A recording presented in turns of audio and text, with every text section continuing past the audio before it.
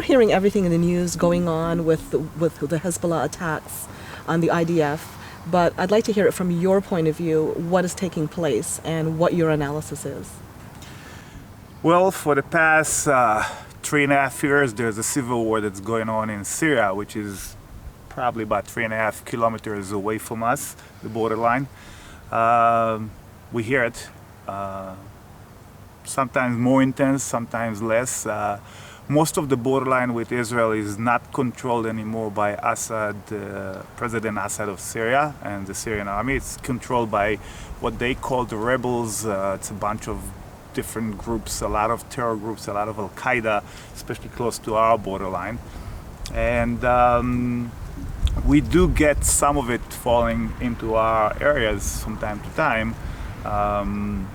Nobody says if it's intentionally or if it's just something that's, they don't aim very well and they miss, or it goes because we're so close to the borderline.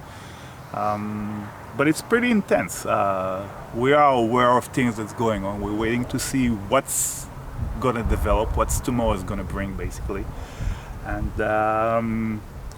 idea of increasing its forces around the borderline here and in Syria. Hezbollah, which is a group that it's part of the parliament in Lebanon, actually are operating inside of Syria, helping President Assad as well as the Iranians, who are basically trying to maintain his control in Syria.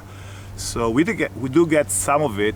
Just 2 days ago, we had 2 sirens, alarms, basically that was sound. There was some falling not far away from here. One was on the Hermon mountain. One was very close to our kibbutz. And it can happen every day, can bring something new. You give us the history of it, but the media more recently discusses that this was a retaliatory attack because of an Iranian leader, a Hezbollah leader, that was killed. And that was the reason for the latest round. What's your reply to that? Well, I read the news just like everybody else, and I guess, Israel didn't take, the full responsibility for this attack, but those people were actually planning to do attacks on the land of Israel by establishing more terror groups close to our borderline and do some attacks like they did before, either go inside into settlements here in the Golan Heights or different places and do the things that they know how to do best, to kill our kids, women, innocent civilians, not against the army only. And it's something that the Golan Heights was quiet for like 40 years, very, very quiet. So President Assad knew better than not to provoke anything against Israel from this side of the borderline, basically. But the situation is changing on a daily basis.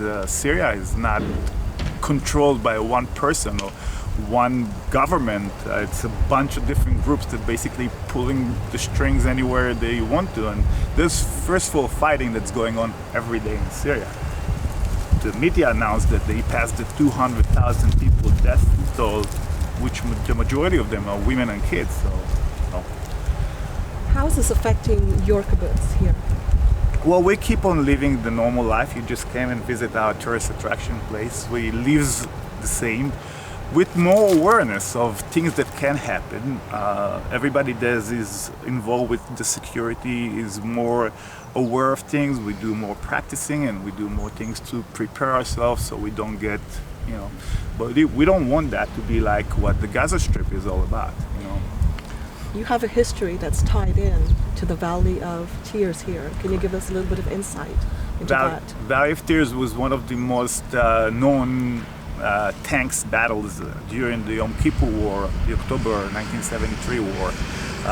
One of the places that the Syrians tried to get through, and they were stopped by Battalion 77 and their commander, a dear guy by the name of Avigdor Ka'alani, that was announced, he was decorated as a war hero after that, the highest Medal of Honor, basically. And since then, basically, the Golan Heights was pretty much the quietest border of Israel. Nowadays, it's not anymore, unfortunately. Please share this video, and on YouTube, click the button below to become a subscriber. In consideration of Canada's 150th birthday, please consider 150 ways to bless Israel through your Christian embassy, the ICEJ Canada. Consider becoming a $150 monthly donor. Plant 150 trees, 150 prayers for Israel. The opportunities are endless. Please contact us.